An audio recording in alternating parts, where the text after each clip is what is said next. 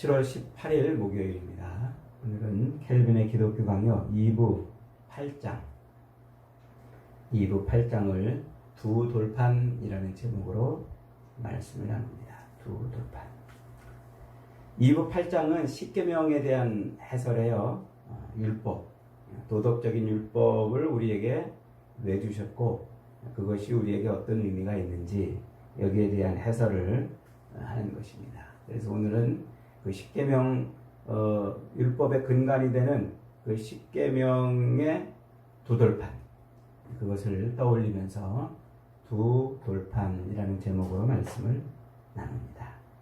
십계명은 돌에 새겨진 하나님의 말씀이죠. 돌에 새겨진 하나님께서 친히 준비하셔서 만드신 그 돌판에다가 하나님이 직접 새겨 넣어주신 그런 말씀입니다.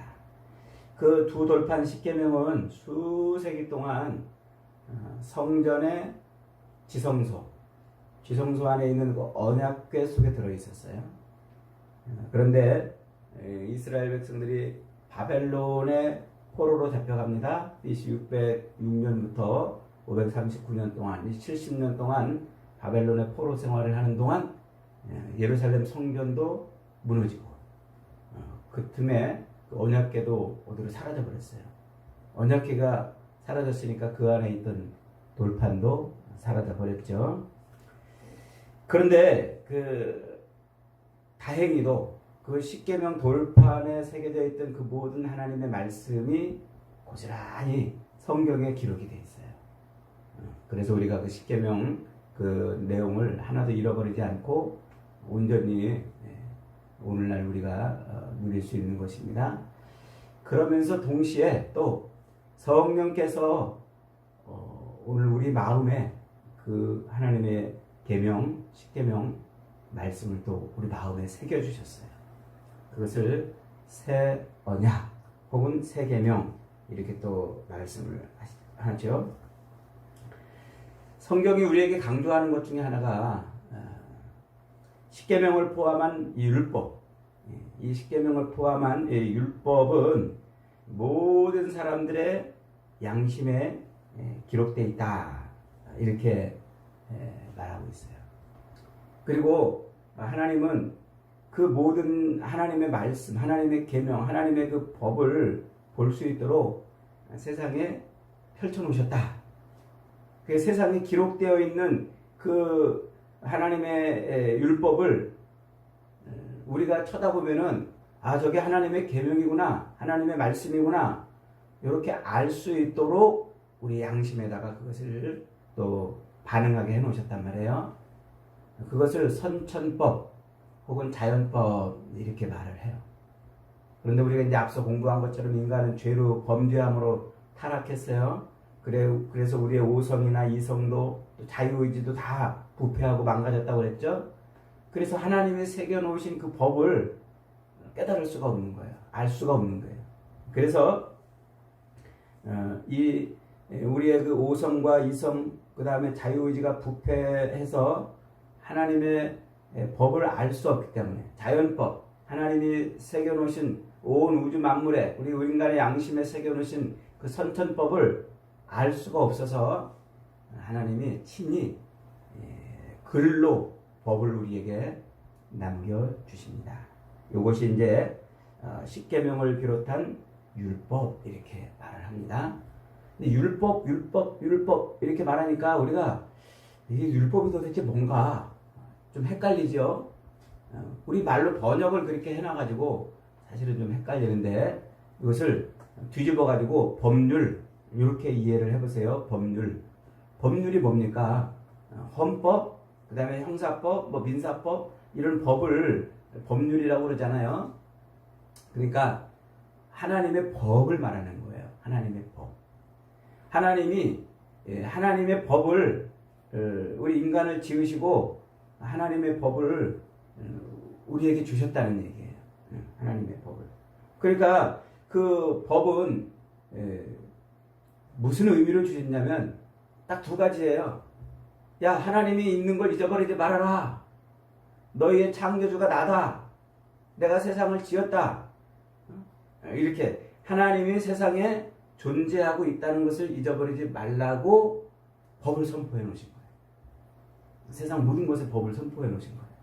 두 번째로는 너희는 하나님을 경외하며 너희끼리도 서로 사랑하며 살아라. 이게 하나님이 주신 법이란 말이에요.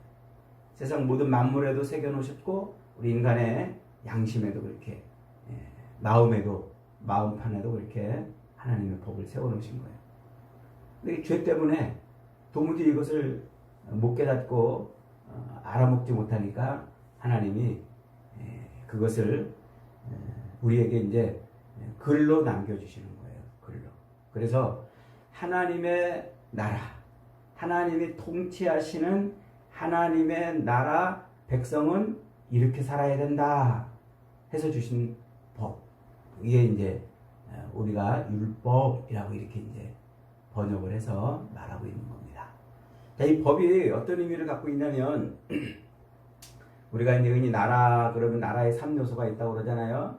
나라의 3요소가 뭐예요? 하나는 땅이 있어야 돼요. 어느 나라가 나라로 인정받으려면 땅이 없으면 안 돼요. 저 팔레스타인이 지금 나라로 인정받고 있지 못한 이유 중에 하나는 이스라엘, 그 가나안 땅이 이스라엘 땅인데 거기에 지금 팔레스타인이 빌붙어서 살고 있기 때문에 자기들 땅도 아닌데 자기들이 거기 살고 있어서 나라로 인정을 안 해주는 거예요. 두 번째로는 사람들이 있어요. 백성들.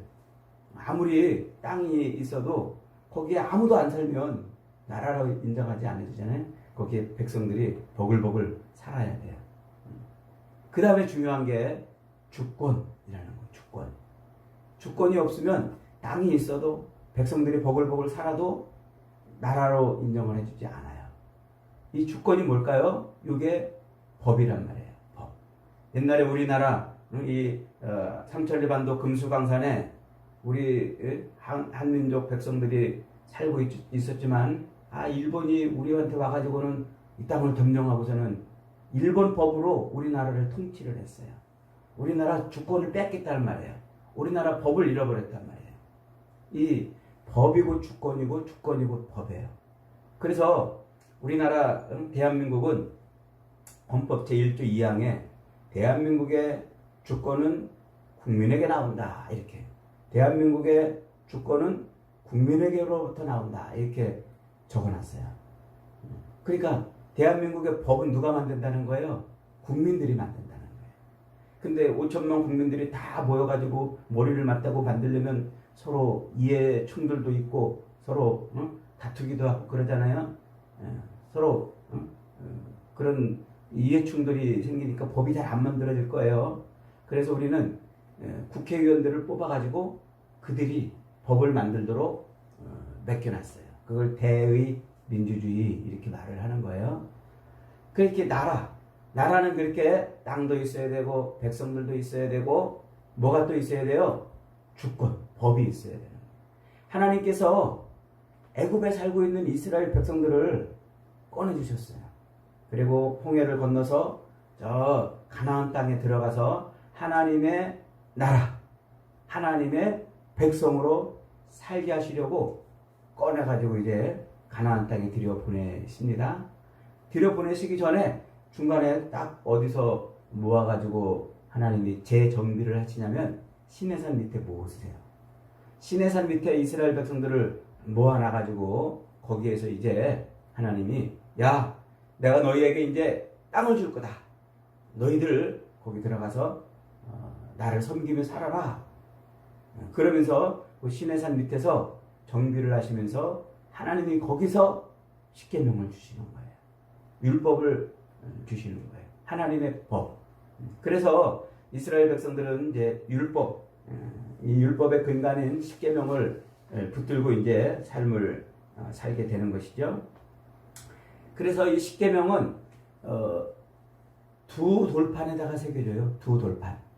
1계명부터 4계명까지 한 돌판, 5계명부터 10계명까지 또 한 돌판, 이렇게 두 돌판에다가 새겨 주십니다. 왜 하나님이 두 돌판에다가 새겨놨나? 하나는 하나님을 사랑하라고 하는 거고, 하나는 이웃을 사랑하라고 하는 거니까 이렇게 두 종류니까 두 개다. 이렇게 생각을 했었는데 근래에 이제 이 성경학자들, 고고학자들이 쫙 이렇게 그 고대 근동의 이 역사와 문화들을 연구하다 보니까 아주 중요한 걸 발견했어요. 모세 시대에 그 고대 근동 지역은 땅을 주는 왕과 주군이죠. 땅을 주는 왕과 그 땅을 받아갖고 사는 봉신들, 백성들이죠. 신하들이죠. 그래 땅을 주는 주군과 땅을 받는 봉신 간에 계약을 체결해요. 계약을 체결해가지고 이제 자기 주군과 또 자기의 그 사명을 잊어버리지 마라 하는 그런 계약을 체결하는데 그게 이렇게 두 개로 이렇게 나눠서 계약을 체결하는 거예요. 그래서 하나는 주군이 갖고 있고 하나는 또 신하가 갖고 있고 그래서 주군이 자기에게 준 땅을 잊어버리지 말아라. 자기가 또 주군한테 땅을 받았으니까 그 땅에 대한 책임을 다하라. 이런 의미로 이렇게 계약서를 두 개로 작성하는 거예요. 오늘날 우리도 계약서, 부동산 계약서 두 개 작성하잖아요. 하나는 집주인이 갖고 하나는 세입자가 갖고 이렇게 계약서가 두 개로 이게 십계명이 계약서란 말이에요. 십계명이 하나님하고 우리하고 뭐 한 거예요? 계약을 맺은 거예요. 하나님이 일방적으로 십계명을 써서 우리에게 주셨지만 그러나 야 내가 너희하고 계약을 맺을 거다 라고 해서 이렇게 두 돌판에다가 새겨주신 겁니다. 그것을 언약이라고 말해요. 언약. 하나님이 우리 인간과 맺은 계약을 뭐라 그런다고요? 언약. 그래서 하나님과 우리 사이에 맺어지는 것은 다 언약이라는 말로 설명을 하고 있습니다. 그 언약을 하나님의 언약을 그렇게 돌판에다가 두 돌판에다가 새겨놓으신 겁니다. 너희는 나하고 언약을 맺은 존재다 이런 것이죠. 자 그렇게 이제 십계명을 이제 우리에게 주셨는데 요 율법의 모든 법의 근간인 이 십계명을 해석할 때는 중요한 해석 방법이 있어요. 그냥 이렇게 우리가 십계명을 이해하는 정도로 그치는 게 아니라 이것을 아주 중요하게 해석을 해야 돼요. 자, 어떻게 해석해야 되냐면 첫째로는 이 모든 계명이 제율법으로 되어 있다는 것을 알아야 돼요. 한번 따라합시다. 제율법.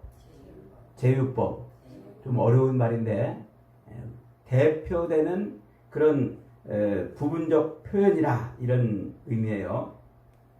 그러니까 예를 들면 이제 살인하지 말라는 계명이 있잖아요. 그 살인하지 말라는 이 살인이라는 것은 남의 숨통을 끊어놔야만 살인이 아니고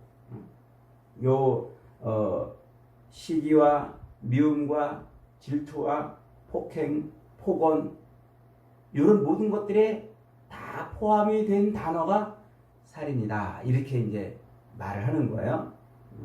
요걸 좀 더 쉽게 이제 비유해서 설명하자면 이런 거예요. 자, 우리 짜장면 먹으러 가자. 그러면 어디로 가자는 거예요? 중국집에 가자는 거예요. 중국집. 우리 짜장면 먹으러 가자 그러면 중국집에 가는. 중국집에 가면은 짜장면만 있나요, 메뉴가? 아니죠. 만두도 있고 짬뽕도 있고 볶음밥도 있고 여러 가지 요리들 메뉴들이 있잖아요. 그런데 짜장면 그러면 뭐가 떠오르냐면 중국집이 떠오른단 말이에요. 중국집을 대표하는 이 대표 메뉴가 짜장면인 거예요. 그렇듯 이 십계명 율법은 저 계명 하나에는 딱 그 계명 하나만 딱 있는 게 아니라 그 속에 수많은 의미들을 포함하고 있구나. 이렇게 해석을 해야 된다는 말이에요. 그래서 살인하지 말라 이 말은 남의 숨통을 끊어놓는 것으로 끝나는 그것이 아니라 시기와 질투와 미움과 폭언과 폭행 이게 다 포함이 되는 말이란 말이에요. 이런 식으로 제율법으로 표현되어 있다는 것을 잊어버리면 안 돼요. 두 번째로는 이 표현의 반대쪽도 반드시 추론해서 생각해야 돼요. 표현의 반대쪽. 그러니까 살인하지 말라 하는 요 표현의 반대쪽은 뭐예요? 원수까지도 사랑하라 이런 의미예요. 살인하지 말라 그러면 그냥 살인 안 하는 걸로 그 계명을 지킨 게 아니고 원수까지도 사랑해야 그 계명을 지켜낸 거란 말이에요. 그러니까 이 계명의 반대쪽에 있는 그 의미까지 추론해 내야 십계명의 진짜 의미를 우리가 잊어버리지 않는 거예요. 그 다음에 이제 세 번째는 또 계명의 안쪽으로도 또 의미를 또 추론해 내야 돼요. 계명의 바깥쪽으로도 추론해냈지만 계명의 안쪽으로도 또 의미를 추론해 내는 겁니다. 그러니까 아까 얘기했듯이 살인하지 말아라. 그것은 남의 숨통을 끊지 말아라 하는 얘기에서 끝나는 것이 아니고 미워하고 시기하고 질투하고 폭언, 폭행 이런 것까지도 금하는 거예요. 내 부모를 공경하라. 그러면 부모를 공경하라 그러면 그 공경 안에 수많은 이제 내용들이 함의가 되어 있는 거란 말이에요. 그래서 그 안쪽의 의미까지 바깥쪽의 의미 그리고 제율법이라는 표현으로 이렇게 되어 있다는 사실을 이해해야 그래야 십계명 전체를 우리가 바르게 이해할 수가 있는 거예요. 그걸 예수님이 산상수훈에서 한번 가르쳐 주셔요. 예수님이 이스라엘 백성들이 홍해에서 나와가지고 하나님이 시내산 밑에 모아가지고 언약을 선포하듯이 이 계명을 선포하듯이 예수님이 자기 백성들을 다 불러 모아서 산 밑에서 요 산상수훈을 가르쳐 주셔요. 그 그림이 같은 그림이에요. 산상수훈을 가르치면서 이제 예수님이 설명하잖아요.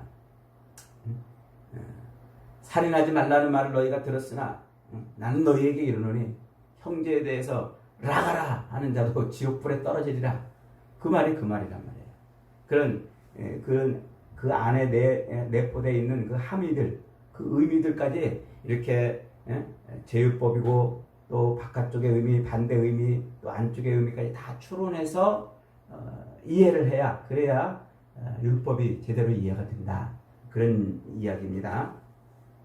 자, 그 다음에 이제 하나님께서 십계명으로 대표되는 율법을 우리에게 주신 목적이 있어요. 그걸 우리에게 왜 줬냐? 그러면 우리에게 이걸 왜 줬냐? 그것은 우리에게 율법을 주신 아주 중요한 목적은 우리로 하나님을 경건에서 나오는 하나님을 사랑하라. 동시에 우리의 삶의 통치자가 하나님이다. 이걸 잊어버리지 말라는 거예요. 한마디로 말하면 우리는 지금 하나님의 통치를 받고 있는 하나님의 백성이다. 이걸 잊어버리지 말라는 거예요. 이게 하나님이 율법을 주신 아주 중요한 이유인 거예요. 그러니까 이스라엘 백성들이 이제 어디에 애굽에서 나와가지고 광야를 지나서 어디 가서 살아요? 가나안 땅에 들어가서 살을 때 그 가나안 땅에서 야 너희들 내가 너희들을 통치하는 너희의 왕인 것을 잊어버리지 말아라 하는 게 가장 중요한 거예요. 그래서 이스라엘 백성들은 자기 땅에 살면서도 하나님이 우리의 왕이시구나 이걸 잊어버리지 않는 거예요. 옛날 에덴 동산에서 하나님이 야 아담아 내가 너를 지은 창조주인 걸 잊어버리지 마라. 너 이 에덴 동산에서 마음껏 먹고 마시고 즐기고 생육하고 번성하고 살되 내가 여기에 주인인 걸 잊어버리지 말아라 그러고 동산 중앙에다 뭘 세워놨어요? 생명나무와 선악을 알게 하는 나무를 딱 세워놨어요. 아담과 하와가 마음껏 돌아다니다가도 동산 중앙을 볼 때마다 여기 주인은 하나님이시구나.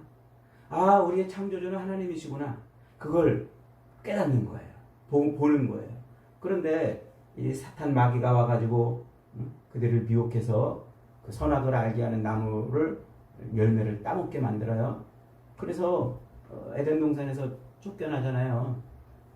그래서 하나님이 어디 계신지도 모르고 그저 그냥 어떤 하나님이 진짜 하나님인지도 모르고 그렇게 허부적거리며 살던 그 아담의 후예들, 죄악 가운데 있던 그 후예들에게 하나님이 다시 그 생명나무와 선악을 알게 하는 나무 같은 역할을 하는 그런 나무를 세워놓으셨어요. 그게 뭐예요? 그게 십자가란 말이에요. 예수 그리스도의 그 십자가. 그래서 예수님의 그 십자가를 딱 볼 때 다시 우리 마음은 옛날 하나님이 이스라엘 백성들에게 주셨던 그 법, 온 세상 만물을 창조할 때 지어놓으셨던 그 선천법, 그 법이 우리 마음에서 다시 회복이 되는 거예요. 예수 그리스도의 십자가로 회복이 되는 거예요. 그래서 예수님의 십자가를 우리가 보고 예수님을 나의 구주로 아멘 하고 믿을 때 내 안에 성령이 슉 들어오셔서 내 마음을 어떻게 하세요? 내 마음을 다시 새롭게 하신단 말이에요. 그 말이 에스겔이나 예레미야 선지자에게 얘기한 야 이제 내가 너희들에게 돌판에 새겼던 것처럼 안 하고 너희들의 마음판에 내 법을 새겨놓겠다 하는 그 말이에요. 그래서 성령이 내 안에 들어오셔서 옛날 이스라엘 백성들에게 돌판에 새겨주셨던 것 같은 하나님의 법을 우리 마음판에 다시 새겨주시는 거예요. 뭘로 가능해요? 그게 오직 그리스도의 십자가로만 가능해요. 다른 걸로는 성령이 내 안에 들어올 수도 없고 다른 걸로는 성령이 내 마음판에 하나님의 법을 세울 수가 없어요. 그래서 그리스도의 십자가를 바라보는 순간 성령이 내 안에 들어오고 그래서 다시 하나님의 법이 내 안에 마음판에 새겨지는 거예요. 그래서 그 마음판에 새겨진 그 법을 우리가 붙들고 사는데 그 법이 무슨 법이에요? 그게 십계명 법이에요. 어떤 사람들은 야 우리가 이제 예수님 믿으니까 십계명 필요 없어. 이제 예수님의 십자가가 다야. 이제는 율법이 필요 없어. 이렇게 말하는 사람들이 있는데 안 그래요. 이 율법은 하나님이 우리에게 이스라엘 백성들에게 율법을 주신 이유가 뭐라고 그랬습니까? 그 율법 앞에 딱 서면 자기가 죄인이라는 사실을 깨닫게 하려고 주셨다고 그랬잖아요. 그리고 그 율법 앞에 딱 서면 하나님이 우리 인생의 창조주요, 우리 인생의 통치자인 것을 알게 하시려고 주셨다고 그랬잖아요. 그런데 그 율법을 그 조항들을 지켜가지고 막 의로워져라 이렇게 주신 게 아니고 그 앞에 서가지고 우리가 야 나는 진짜 죄인이구나. 하나님의 은혜 아니고는 살 수 없는구나. 이걸 깨달으라고 주신 거예요. 그러면서 하나님이 그 율법 중에 제사법을 주셨잖아요. 제사법. 어린 양. 그 죄를 깨달은 존재가 그 어린 양을 하나님 앞에 제사함으로 죄 용서함 받는 그 법을 주신 거예요. 그래서 그 제사법, 하나님이 죄를 용서해 주시는 그 제사법을 완성하신 분이 누구예요? 그분이 예수님이란 말이에요. 예수님은 그 제사법을 통해서 우리 죄를 용서해 주시고 우리로 하나님 앞에 설 수 있게 해주시는 거예요. 그래서 옛날에는 율법이 우리를 정죄하고 넌 그렇게 하지 못해 넌 죄인이야 그렇게 정죄했는데 이제는 그리스도 예수의 십자가로 말미암아 율법의 정죄를 우리가 이겨냈어요. 우리는 정죄를 받지 않고 오히려 이제 율법이 주는 은혜를 받아요. 무슨 은혜? 하나님이 우리 왕이시구나. 하나님이 나의 통치자시구나. 그걸 이제 깨닫게 되는 거예요. 그래서 하나님의 법인 이 십계명을 통해서 우리는 이렇게 하나님을 섬겨야 되는구나. 이렇게 이웃을 사랑하며 살아야 되는구나. 그걸 깨닫게 되는 거예요. 그래서 예수님께서 제자들이나 바리새인들이나 이런 사람들이 와가지고 율법 중에 어느 계명이 크니까 이렇게 물어보니까 이 하나님을 사랑하고 이웃을 사랑하는 이것이 율법이고 선지자의 강령이라고 말씀을 하는 거예요. 오직 예수 그리스도의 십자가를 바라보는 사람들만 이 놀라운 비밀을 깨달아요. 그래서 그리스도의 십자가를 통해서 성령이 자기 안에 들어온 사람은 이제 돌판에 새겨졌던 그 법이 어디에 새겨져요? 마음판에 새겨져요.